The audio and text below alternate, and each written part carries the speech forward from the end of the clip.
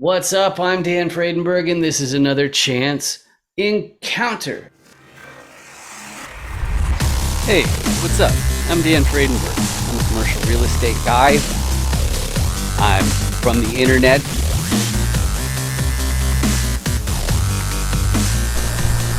We're seeing more properties like this being built in front of a house that's going to be torn down soon. I understand that there are power lines that are just kind of close. What's up again? This is Dan Fredenberg, and that there is a commercial real estate building.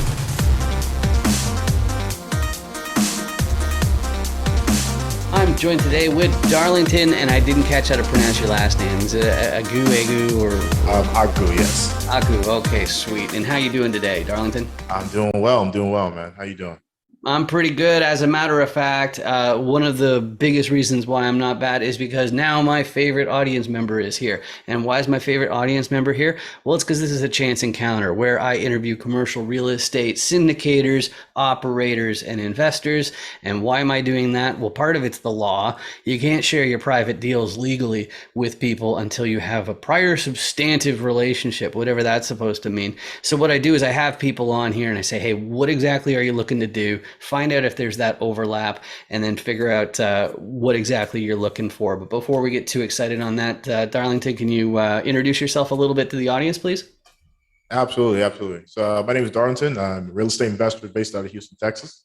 My primary market, though, is in Alabama. So we buy single families on the bigger scale out in Birmingham and in Montgomery. So we're buy and hold investors there. We'll do some flips and wholesale transactions as well. All right, beautiful. So let's get on with it. Let's start off with the risk question. So I hit that, then I hit this right there. Could you please fill in this blank? There are many popular investment asset classes, but I think blank is too risky. What comes to mind? I would say commercial office space is too Commercial risky. office. Something Okay. I'm not interested in.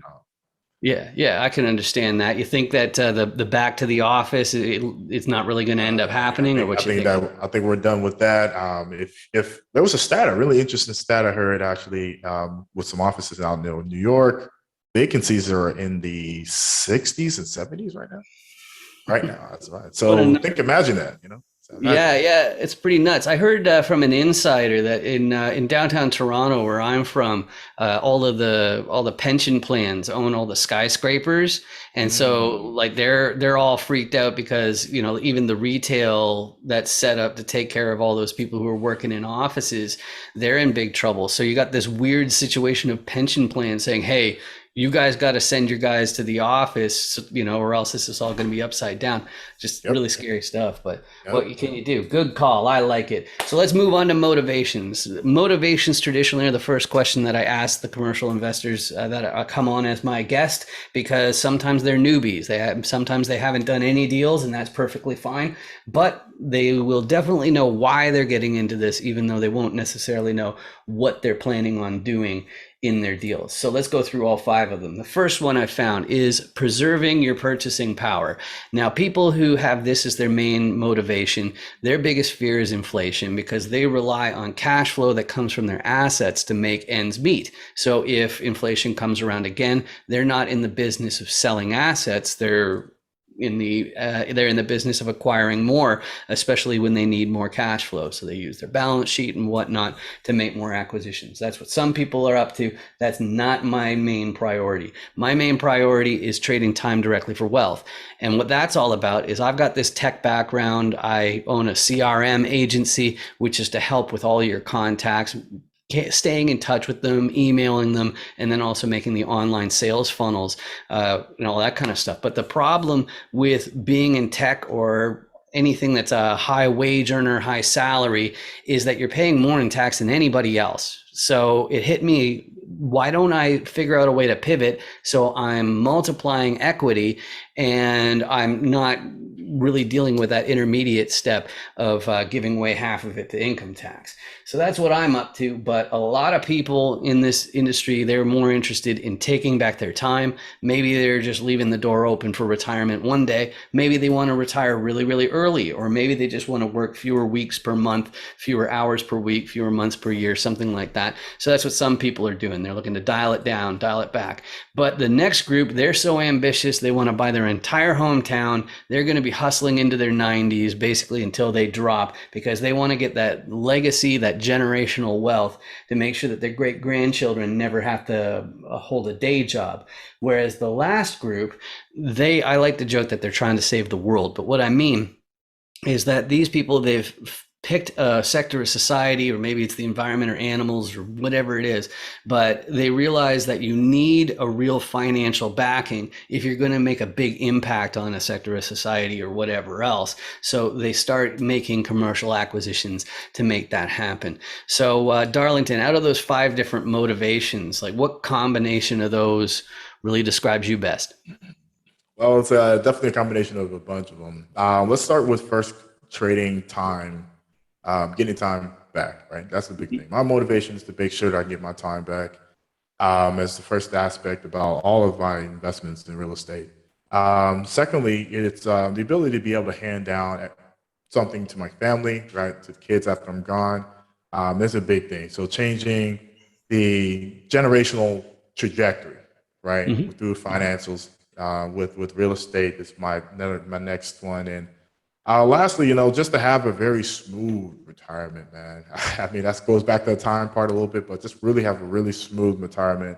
I literally just got off the phone with my dad, and we were I pulled some comps on our house, right? I don't want to get his house, on our house and at home. And from the 2 properties he has about, has no mortgage. So they're about a 1.25 million in equity ownership right now. I mean, this is amazing, right?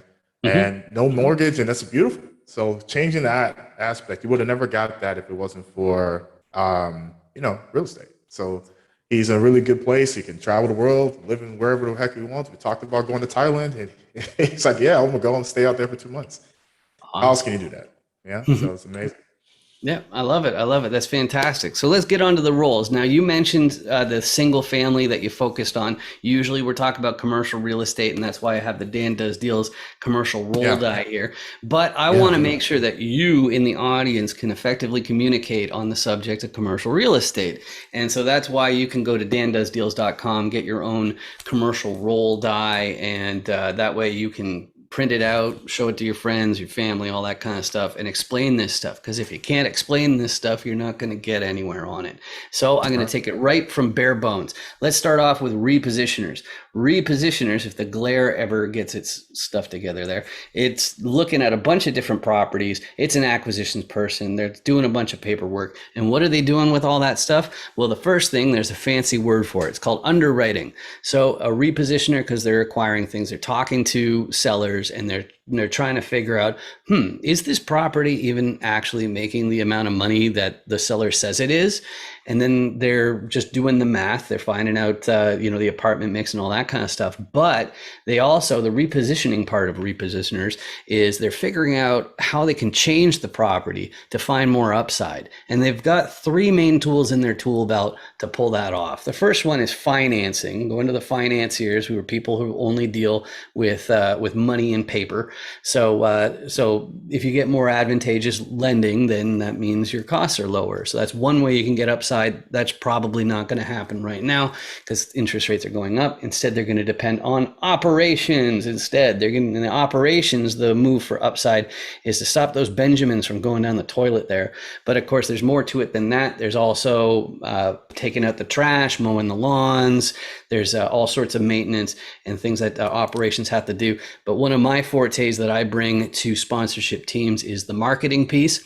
And the thing about marketing is that keeps your vacancy rate really low. And I also do programming, so I can automate a lot of the actual systems and digital whatevers. So that's the operations piece. And probably these days, that's not going to be enough to really make it a lot more profitable. So the repositioner will also get a contractor team. And what they're up to is they are going to be actually improving the place. They're going to be doing what they call a value add. And the idea of those renovations is that way new tenants would be happy to pay more than the old tenants were because the room's actually nicer. The units are actually nicer. But if the repositioner is like me and from the internet, they got a little bit of a problem because they're going to need a local. Me personally, I can't be there in an hour or two because I'd have to deal with the airlines. So you need somebody in the fold. You need your boots on the ground, somebody who can be there in an hour or two, and they're making sure that the contractors are keeping on schedule and they're not cutting corners. And then same with the operations guys, making sure that they're not sloughing their photos and whatnot. But when the repositioner has all of that team and they turn around to the financier and say, hey, I'm looking at an apartment complex worth tens of millions of dollars. So you don't happen to have, say, tens of millions of dollars that you want to lend me for this acquisition, do you? Well, the financiers are going to have one question that I haven't answered yet, which is who's your KP? Who's your sponsor? And what's that all about? Well, to be eligible for a commercial loan, you have to have somebody in the fold who already owns a similar asset. So if it's like a 350 unit apartment complex, then somebody has to already own a 350 unit apartment complex, even if your name is Elon Musk. But you also need a certain amount of liquidity on hand, and through the GP team, you need a balance sheet of at least the amount of the loan. But if you have all those pieces, you got yourself a commercial real estate deal. But Darlington, you mentioned before about the single family is where you're focusing. So what piece of the deal is your forte so people know how to build a better partnership with you? Absolutely. So acquisitions, finding the deal is my big thing, and actually goes into multifamily. Don't get me wrong, multifamily is the end goal, right? So, but we want to utilize in single family because it's a springboard into the multifamily side.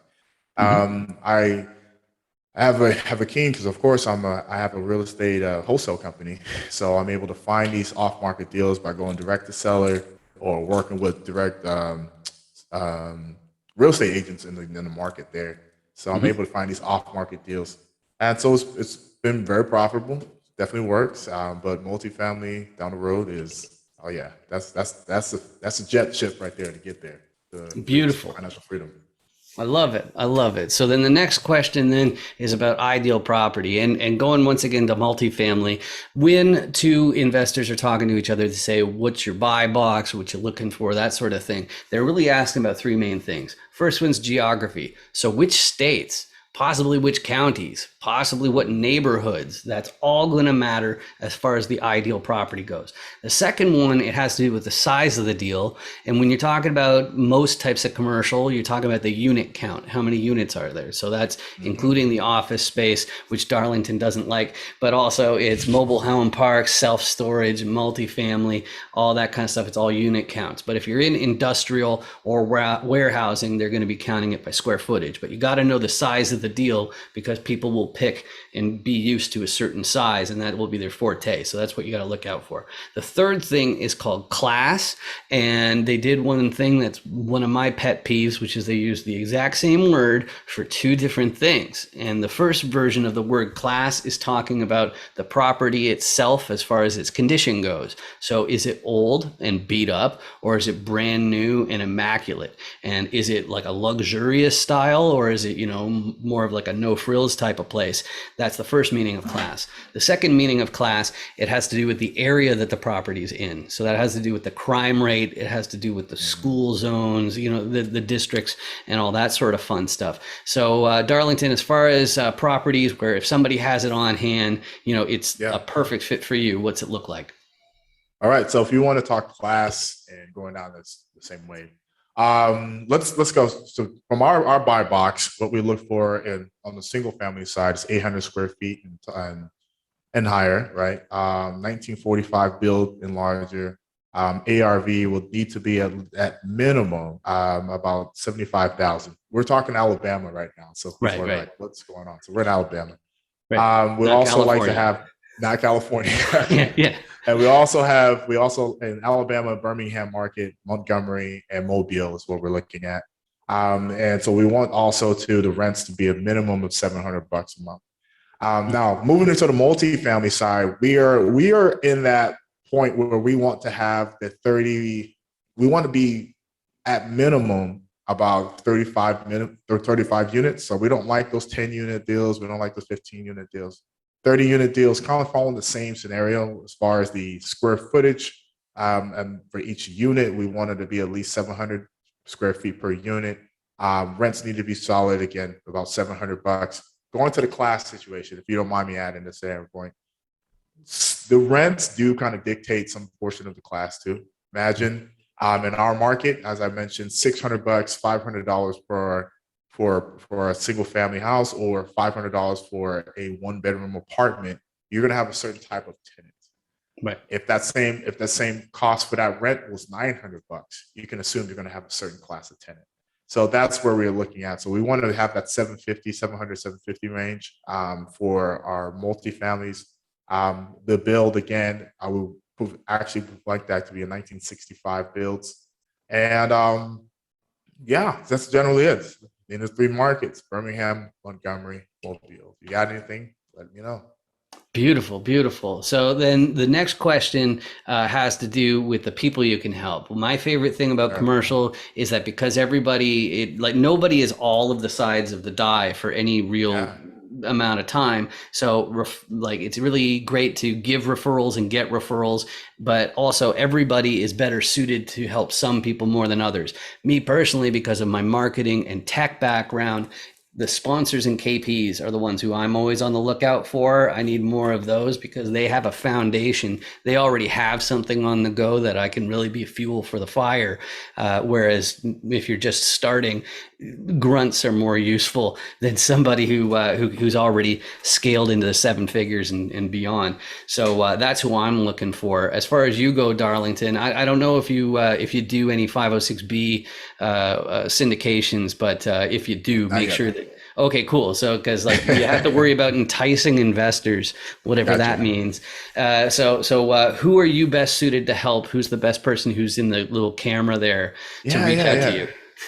So definitely, I'm here to help out as far as finding deals too. Right, that's something I just have a keen for. I'm able to find these multifamily deals. As a matter of fact, and we'll let your audience know, going out next month to look at a 186 unit deal in Mobile. We're looking at you're looking at this deal right now. So if you might be interested in this deal, it's pretty promising. I'm going to have some more numbers on that, but as of right now, we're looking at probably.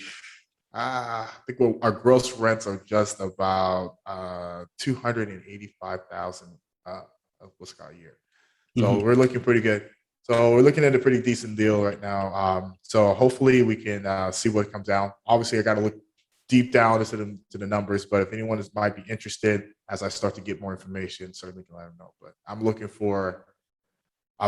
partner up and bring deals to people, and I'm looking for people who have money too as well. So all right, let's take some things down.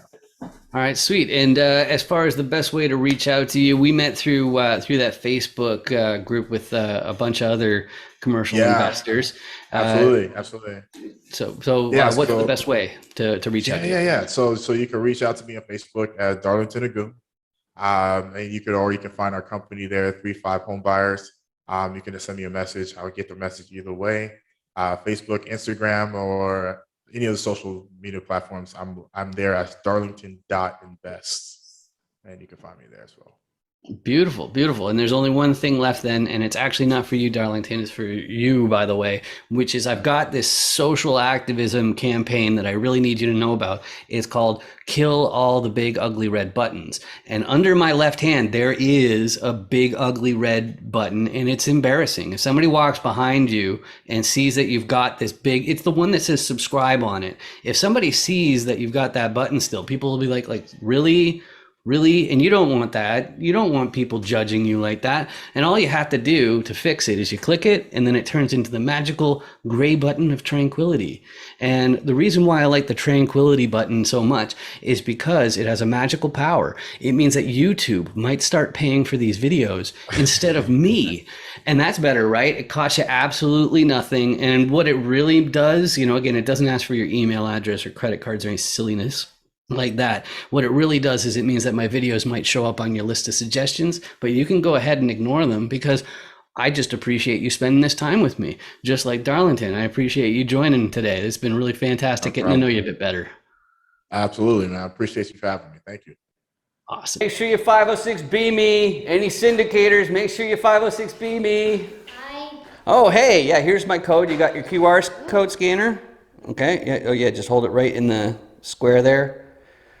Okay, cool. And now you hit open in browser. Okay. Okay, are you already logged into 506B me? Yes. Yeah, okay, cool. Yeah, so there's my video. So now I'm already on your watch list. So when you get back to your hotel, you can find out what my core competencies are and my level of sophistication. Sound good? Yeah. I love your hat. Real estate's a scam. That's really funny. Yeah. Nice meeting you. You too. 506B me, everybody.